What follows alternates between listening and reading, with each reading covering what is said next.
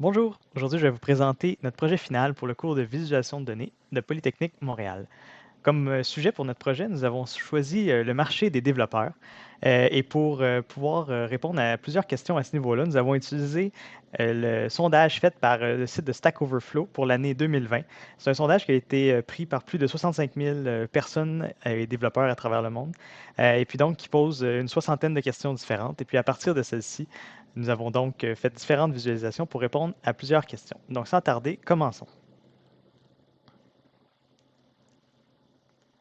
Notre première visualisation présente le portrait démographique des répondants du sondage. Donc, nous avons réutilisé ici la pyramide d'âge standard, sauf que nous avons ajouté aussi une dimension au niveau de l'ethnicité des répondants. Donc, à gauche, on peut voir les hommes, à droite, les femmes.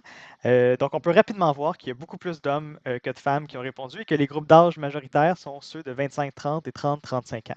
On peut voir aussi que l'ethnicité la plus majoritaire est celle des Blancs qui sont présentés en bleu ici.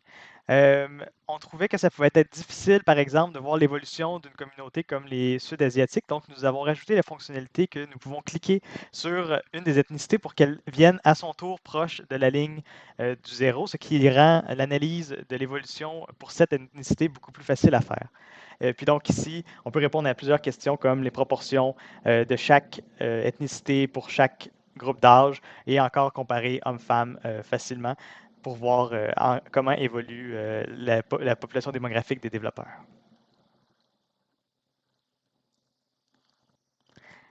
La visualisation suivante présente les technologies qui ont été utilisées par le passé par les répondants du sondage et ceux que ceux-ci souhaiteraient utiliser l'année suivante.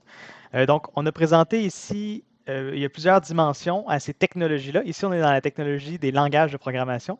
Puis donc, on peut voir que JavaScript a été le langage qui a été le plus utilisé l'année passée avec 71 présentement, on voit qu'on est classé par langage utilisé, donc qui sont les bandes bleues foncées.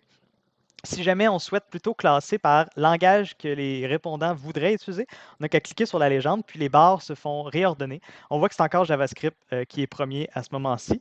Mais on peut suivre, par exemple, un langage comme VBA qui est très peu désiré pour l'année suivante, mais quand on retourne à la vue travaillée par le passé, qui est plus en milieu de peloton pour l'utilisation. Donc, on peut un peu dire quels langages sont tendance ou moins tendance, puis lesquels sont utilisés. On peut répéter l'opération pour d'autres dimensions de technologie, comme par exemple les frameworks web. On voit que jQuery est très utilisé présentement, mais n'est pas très souhaité. Donc, si on met dans l'autre sens, on voit que c'est plutôt React et Vue et Angular qui sont dans les premiers, alors que jQuery descend plus bas. Ça permet donc un genre d'analyse pour voir les tendances au niveau des technologies.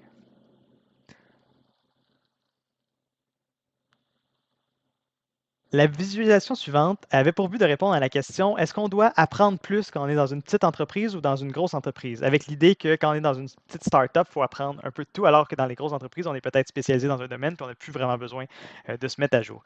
Donc, cette visualisation-ci présente la réponse à la question combien de fois devez-vous apprendre des nouvelles technologies pour les répondants. Les choix de réponse étaient à tous les quelques mois, une fois par année, un peu moins qu'une fois par année et puis une fois par décennie. On a défini que moins qu'une fois par année était peu fréquent, c'est pour ça qu'on l'a mis en bleu dans deux teintes différents, alors que plus d'une fois par année était plus fréquent. Donc, on les a mis en rouge pour ceux-ci. Euh, donc, cette séparation des couleurs permet de voir rapidement que globalement, ça change peu d'année en année. La ligne entre le rouge et le bleu reste à peu près constante.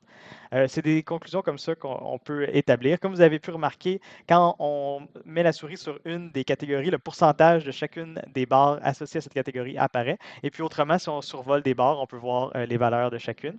On a mis aussi une ligne au 50% qui représente un peu la réponse médiane. Donc on voit que la réponse médiane des répondants est une fois par année. Puisque le 50% croise cette ligne-là, et ce, peu importe la taille de la compagnie.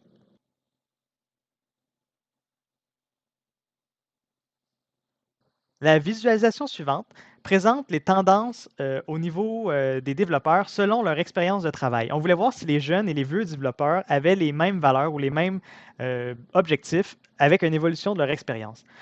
On a donc analysé qu'est-ce qui fait que les développeurs aiment un travail, c'est ce qui était les job factors, et aussi comment ils trouvent des solutions quand ils rencontrent un problème.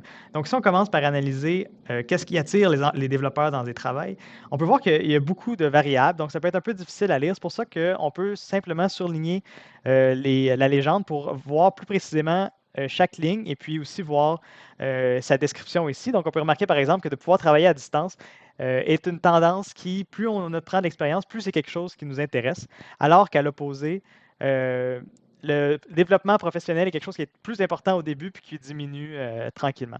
On a aussi fait en sorte qu'on pouvait survoler un point dans le graphique et puis on a les informations sur ce point-là, en plus d'avoir la variation par rapport au point précédent. Donc, par exemple, si je me mets ici, on voit qu'on a une variance de plus 4 par rapport au point précédent, alors qu'ici, c'est un moins 0,97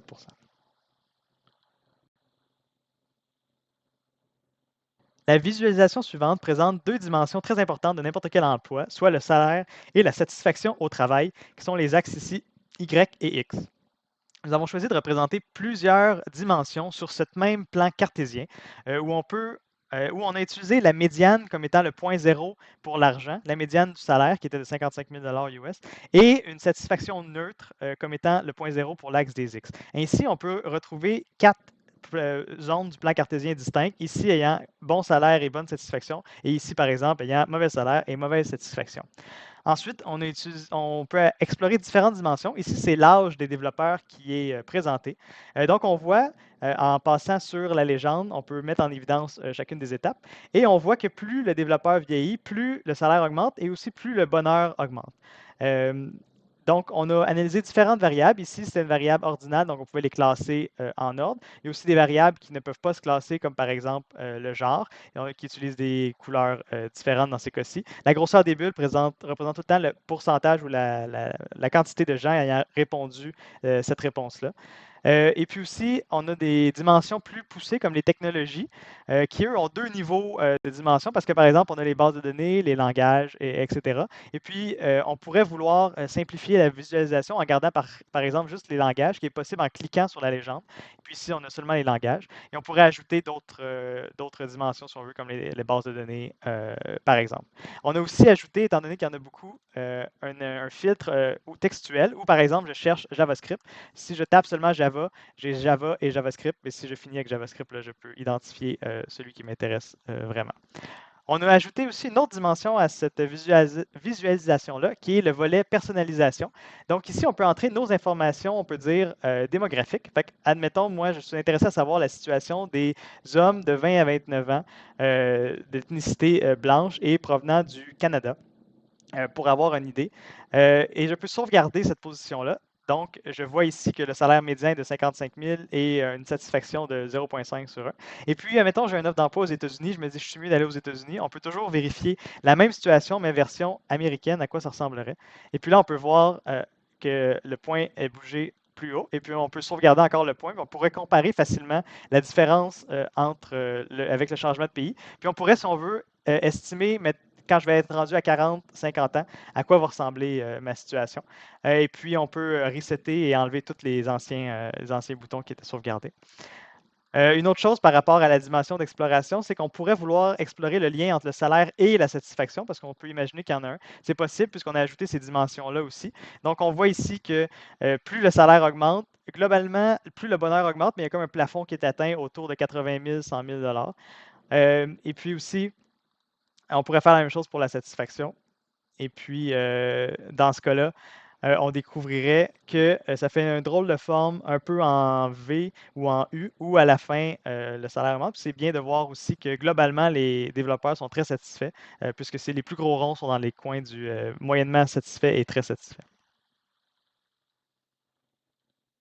Finalement, notre dernière visualisation est à propos de la mobilité des développeurs. Donc, on s'intéresse à qu'est-ce qui est important pour les développeurs dans un nouveau travail ou les raisons qui ont fait que les développeurs cherchent un nouvel emploi ou encore ce qui est le médium sont utilisés quand on cherche un nouvel emploi. Donc, on a fait un bubble chart ici qui présente les 4 réponses les plus fréquentes directement avec le texte à l'intérieur. Puis les autres réponses, on peut les avoir dans la vue d'ensemble grâce au tooltip au besoin. Ou si jamais on veut explorer une dimension en particulier, par exemple, je suis intéressé à savoir les raisons pour lesquelles les développeurs cherchent un nouvel emploi, je peux cliquer sur la zone et puis maintenant, j'ai directement l'information pour chacune des autres bulles.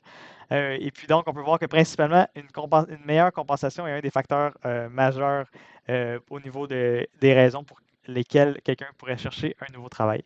Donc, on peut explorer différents sujets ainsi, vue globale, et puis on peut aller chercher des détails en cliquant sur la zone. Donc, ceci conclut la présentation de notre projet. Comme vous avez pu voir, on a essayé de répondre à plusieurs questions variées au niveau du marché des développeurs, que ce soit sa démographie générale, la fréquence d'apprentissage, les technologies les plus intéressantes présentement et à venir, la satisfaction et le salaire selon différents critères, et aussi la mobilité des développeurs. Qu'est-ce qui fait qu'un développeur change d'endroit? On trouvait que ça, c'était très pertinent dans le contexte où présentement, il y a une grande demande sur les développeurs, et puis ça peut être difficile de juger si une opportunité est intéressante ou non, et de connaître l'état du marché en général. C'était naturellement un projet qui nous touchait de très proche, puisque nous sommes nous-mêmes des étudiants finissants qui allons bientôt entrer sur le marché du travail. Et puis donc, nous espérons que ça pourra vous aussi vous avoir éclairé un peu sur certaines questions que vous avez.